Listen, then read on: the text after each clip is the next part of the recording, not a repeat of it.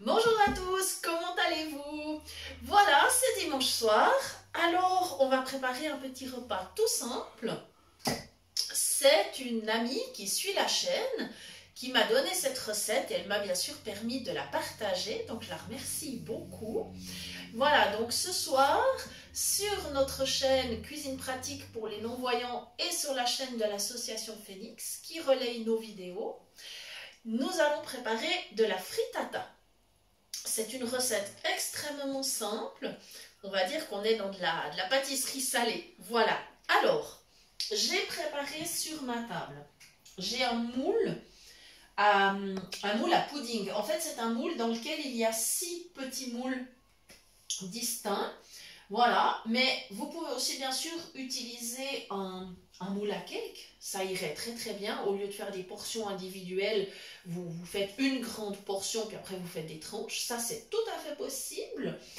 Ou alors des petits moules individuels si vous avez. Voilà, il n'y a pas de problème. Toutes les solutions sont envisageables. D'autre part, j'ai fait des petits dés de jambon. Voilà. Alors, vous pourriez aussi, par exemple, mettre des petits morceaux de poulet, de dinde, ou autre viande froide qui vous resterait, par exemple. Un reste de rôti, ça serait tout à fait top. Maintenant, si vous préférez une recette végétarienne, vous pourriez mettre un petit restant de légumes. Ça ne serait pas un problème non plus. J'ai des petits cubes de fromage. Alors, j'ai préparé c'est un vacherin fribourgeois, mais vous pouvez utiliser un gruyère, un emmental, du comté, pourquoi pas du maroilles, du vieux pané, du beaumont de Savoie. Enfin, il y a énormément de possibilités, donc prenez celui que vous aimez. Et surtout, un fromage qui fonde bien. Par exemple, du fromage à raclette, parfait aussi. Voilà. Donc, je commence la recette. Donc, au fond de chaque petit moule à pudding, je vais mettre des petits dés de jambon. Alors, je vais commencer en haut à gauche. Voilà, pour le premier. Ensuite, en haut à droite. Comme ça, je suis. Voilà. Et puis, après, c'est chaque fois le suivant. Donc, au milieu à gauche. Lui, je vais lui en mettre encore un petit peu. Je n'ai pas été assez généreuse. Au milieu à droite. Donc, en fait, avec la main gauche, je suis le long du moule. Comme ça, je sais toujours où j'en suis.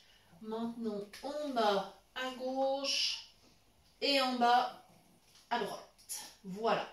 Et le reste de jambon que j'ai, eh ben, ça sera pour en faire une deuxième.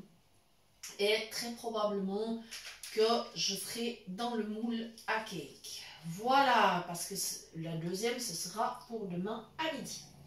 Je continue. Mes petits morceaux de fromage. Voilà. Je vais mettre 3 petits morceaux par moule. Voilà, je suis au milieu. J'ai déjà presque terminé. Vous voyez, c'est une recette rapide, facile. Voilà. Ça y est, c'est parfait comme ça. J'ai lavé une tomate et je vais aller la préparer. Alors bien sûr, je me lave les mains au passage, c'est nécessaire. Voilà, parce qu'après avoir mis du jambon, du fromage, mes mains collent un petit peu. Ma tomate est là, je vais la préparer. Voilà, donc ma petite astuce, je partage en deux, mais un peu plus loin que la moitié, comme ça normalement je n'enlève le cœur que d'un côté, ça me facilite la vie. Voilà, je glisse mon couteau, voilà, comme ceci. Ah, très bien, très très bien. Alors bien sûr, pour aussi mettre du poivron, vous pouvez, si vous avez un reste de légumes, voilà, vous choisissez vraiment ce qui vous fait plaisir. Voilà. Et donc, je vais commencer à faire des petits dés de tomates. Donc, toujours même technique. Je commence en haut à gauche. Je continue en haut à droite. Voilà. exactement comme j'ai fait pour les autres ingrédients. Comme ça, j'aurai aucun problème. Je sais toujours où j'en suis. C'est juste une petite question d'organisation. Voilà. Et le reste de la tomate, je garde pour la deuxième frittata que je ferai dans le moule à cake. Voilà. Et là, eh bien, je vais aller me laver les mains à nouveau. Voilà. Nous y sommes. Voilà. Alors, comme j'ai 6 petits moules à pudding, eh bien, j'ai préparé 6 œufs et une fourchette. Alors, ce que je vais faire qui va être simple, j'ai pris un petit pichet, mais qui a un bec verseur. C'est là que c'est très important. J'ai préparé une assiette pour mettre les coquilles des œufs, parce que je ne veux pas avoir de l'œuf plein ma table. Voilà, je vais me pousser un petit peu tout ça. Voilà, ça y est. Et du coup, je vais casser le premier dans mon pichet. Là. Voilà. Petit pop. Voilà. Et maintenant, ce que je fais, vu que c'est des moules individuels, je vais, avec la fourchette, eh bien, je vais battre l'œuf simplement. Je vais le faire de façon individuelle. Comme ça, je pourrais verser dans chaque petit moule. Ça me facilite la vie et comme ça, j'en mettrai pas à côté. Parce que ça, par contre, c'est ennuyeux. Voilà, je pose la fourchette dans l'assiette. Comme ça, je ne mets pas l'œuf partout. Et je fais comme tout à l'heure. Je commence en haut à gauche. Donc, je verse mon œuf battu sur les ingrédients que j'ai mis tout à l'heure, en fait. Jambon, tomate, fromage, voilà. Allez, pour un. Voilà.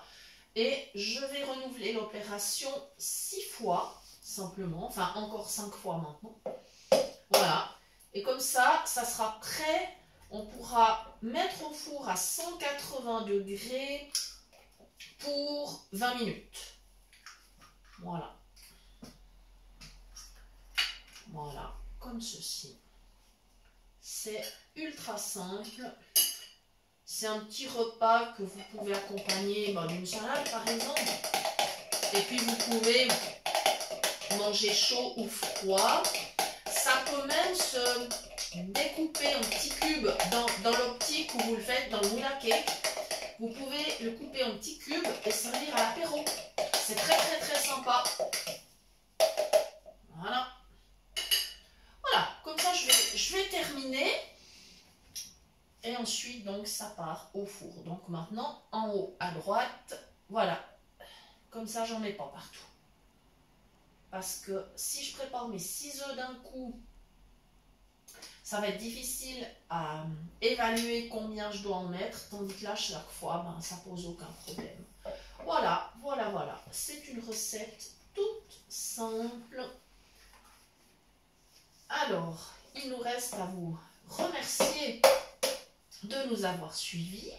Vous rappelez que vous pouvez nous écrire à l'adresse suivante cuisinepratique@mail.ch pour toute demande de recettes ou pour recevoir les liens des prochaines vidéos.